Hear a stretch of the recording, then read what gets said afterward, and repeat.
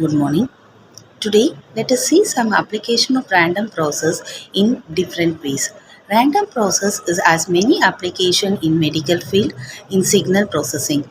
Let us briefly describe the application in wireless system. Thank you. So hi everyone. Today we are going to discuss about the topic based on random process and wireless signal feeding. So the random process is a mathematical model that describes the evolution of a new system. Describes the evolution of a new system, which will vary unpredictably over time. One of the practical application of this is the wireless signal fading, which is most probably used in mobile communication. One of the strengths of this wireless signal fading is that it may change in various factors like environmental factors, leading to the real-time application in randomness.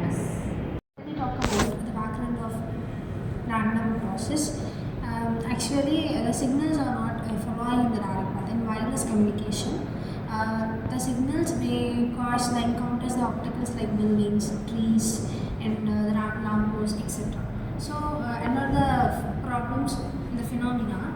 First of all, reflections. The signals may reflect from the buildings and trees. So, they need these kind of opticals, and also whenever they scattered, when the signals meet in the trees or small objects, they started to spread into different ways. And also diffractions, when the signals are meet each other and the edge get blends and they continue in the signal flow. So this may be cause their reliability, the quality of the wireless communication.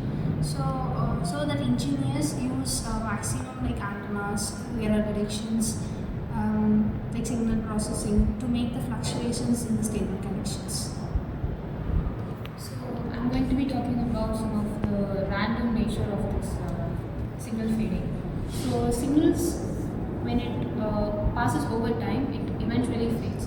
So there are so many causes for it, and some of the factors are multipath propagation, shadowing, and also the motion and the Doppler effect. So coming to the multipath propagation, in this wireless communication, the signals doesn't travel in a single path. It takes multiple paths. So this takes multiple paths due to scattering and diffusion and so reflection and so many other factors. So due to this, they all take different paths. So while taking the different paths, at a particular time they all combine together, and either the strength will get increased or the strength will get decreased. So this random changes is one of the factors for the signal fading. And the other one is shadowing or obstruction. So the signals doesn't travel in a single like straight line always. So there might be some tall buildings or any other natural obstructions. So when there's a natural obstacle, the signal might tend to break. So it won't exactly reach the receiver. So when it's getting transmitted, it won't get received properly because of this natural obstacles. So this also causes the fading of the signals. And the other one is Doppler effect. So what is Doppler effect? It's nothing but like when the mobile user, when the user is moving or when the user is moving somewhere, the frequency also changes. So this is called as the Doppler effect. So in this sense, when the receiver moves towards the transmitter, the frequency is actually getting increased. So when the receiver gets moved away from the transmitter, the frequency may get increased. So this is all about it, and this is how the signal fades over time. So let me explain about the mathematical perspective. From it, the wireless signal fading can be considered as an static process where the received signal strengthen at any time in certain ways, and it also follows the patterns of the signals. Generally, engineers and researchers use probability and some static functions to predict and analyze some of the signal performances. So I'm going to say about the real-time applications of the random probability.